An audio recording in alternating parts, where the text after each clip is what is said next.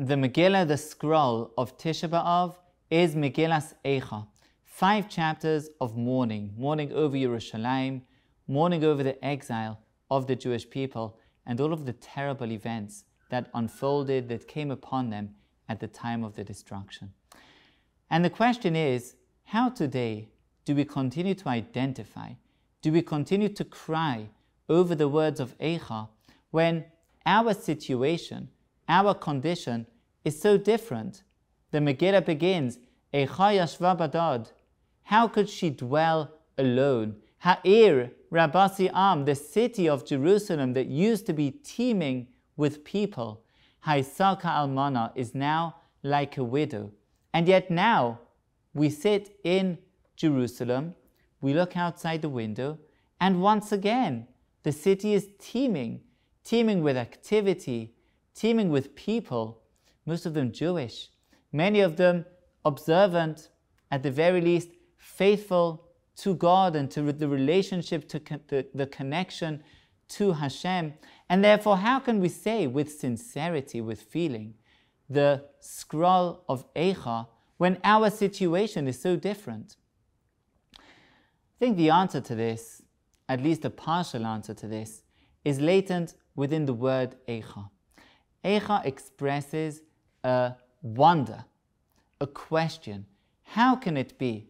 How can the world that we see be so distant, so unreflective of the truth that we know? And this idea is expounded on by a phenomenon, a specific phenomenon within Megillas Eicha of switching 2 letters.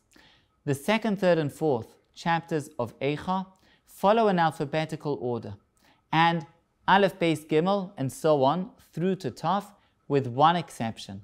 The letters Pei and Ayin are switched.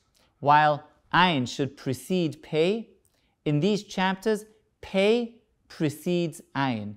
And the Psikta explains the reason for this is that it recalls the sin of the Meraglim, the sin of the spies, that they placed their mouths, represented by the letter Pei, before their eyes, represented by the letter Ayin.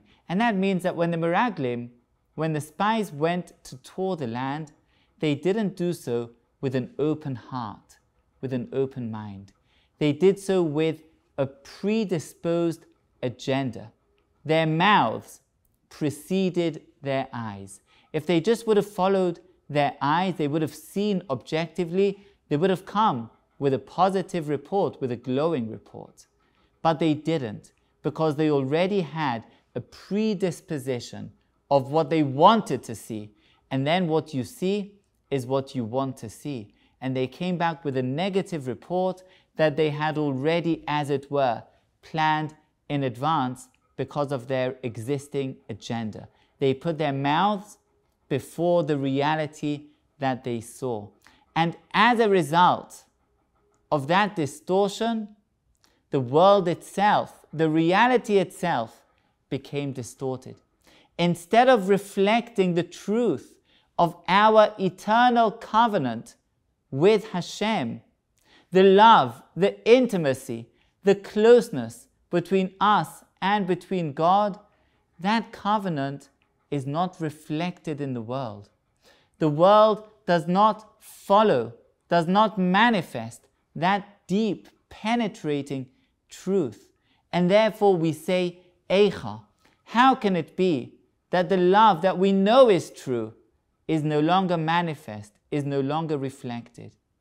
And even though our situation today is so good relative to previous generations, and for that goodness, of course, we need to have gratitude, we need to be thankful, and we are in other times of the year, but Tisha B'Av is reserved for a reflection, a contemplation of the dissonance, of the distance that remains, because even today, that our condition is so much improved, but nevertheless, we're still so distant from that feeling, from that experience of the closeness and the love of Hashem for His people. We still don't know what's going on in the world, in global events, in events within the Jewish state. that we can't make head or tails of. Our lives continue to be riddled with hardship, with pain, with suffering, both individually and nationally. We still have baseless hatred that continues to plague us, notwithstanding the fact that we're together from so many different countries around the world in one small geographical area. And of course, Yerushalayim, the Mikdash, the temple, continues to be absent, continues to be so distant. So even though we've come such a great distance, nevertheless, the reality of our world continues to be unreflective, continues to be very far cry from the truth that we know it's supposed to reflect. And therefore, we continue to read Eicha. We continue to mourn that distance, those hardships. We continue to see ourselves in this historical perspective of destruction because we're not there yet. We're still not out of it. And therefore, we continue to mourn in the knowledge that Chazal tell us, Kol ha'mis'abel al Yerushalayim, those who mourn for Yerushalayim, Zoicha v'roeh b'simchasa, will see in its joy, because the mourning isn't just an empty mourning.